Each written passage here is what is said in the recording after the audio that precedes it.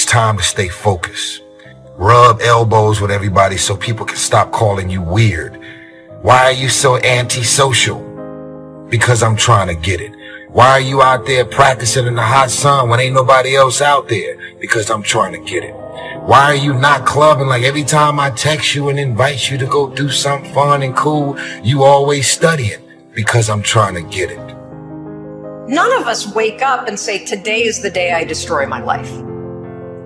What we do is we make these teeny tiny decisions all day long. We don't even realize it. All day long, these tiny decisions that take you so far off track.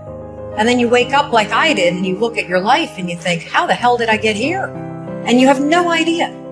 If you understand completely what I'm going to tell you from this moment on, your life will never be the same again. The things you want just seem to fall in line. And from now on, you won't have the problems, the worries, the gnawing lump of anxiety that perhaps you've experienced before. They'll be things of the past. Here's the key to success. We become what we think about. All of us, at some time or another, have agonized over making a decision. And also there are a lot of small decisions that we don't make, that they tax our minds, they drain our energy. They create a lot of anxiety and nervousness because we don't take care of it. We decide not to decide, which is a decision. Deciding to decide, to act, is a major, major challenge for all of us.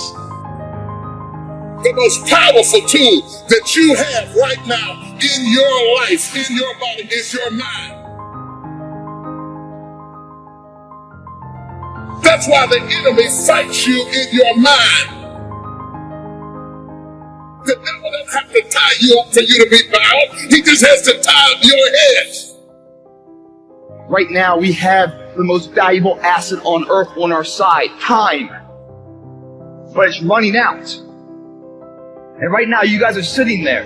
And to make that first step towards greatness is the hardest step. There is one thing harder than that, my friends. It's later in life. As you look back on your life, the windows of opportunity have closed. Your ability is no longer present. Right now, you had the ability to never have that debate inside your head. That's the debate you can never win. When you go to sleep at night, how are you going to feel about your day? All depends on who you decide to include in your day. You got 24 hours in a day. Stop running around acting as if you don't have a choice. You do have a choice. How many of you know that we live in a day and age right now where everybody has their eyes set on getting there? We all have a purpose. We all have a mission.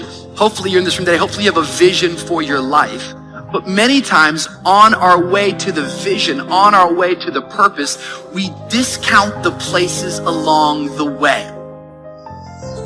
I don't know what dream you have, but I can guarantee you there's somebody in the hospital right now praying, begging God to have the opportunity that you have right now. Don't blow it. It is time to go from mediocre to meteoric.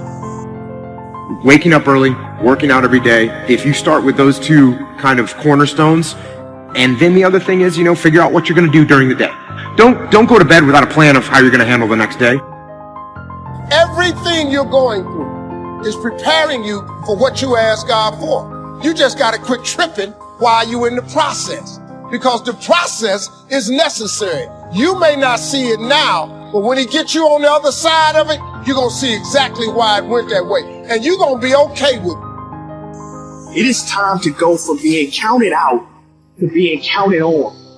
An hour lost today is an hour lost forever. To go forward or to go back. You're going to always have that decision. I made all of my dreams bigger than my fears. So when I felt like quitting, the results would have been devastating to the goal I was trying to attain.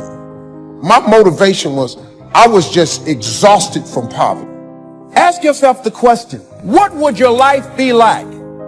What would your life look like if you decided not to care what people thought of you? Whatever drives you, that's what's shaping your life. And the challenge is that most of us never consciously decide what we're going to have drive our life. See, we're not stimulus response animals, but we can be stimulus response animals. See, whatever you're worried about, if someone called you right now and say, listen, you got 2 days to live, I'm telling you, you won't be worried about your bills, ladies and gentlemen. Look at your life right now. If you want to keep on getting what you're getting, keep on doing what you're doing. You've got to be willing to change your ways. Listen at this. It's not just that people step over you when you're in that acorn stage. Sometimes you step over you because you're so busy trying to compete with the trees that you haven't gone through the process of the acorn. Give it some time. Give it some water. Give it some focus, and you'll reap a harvest.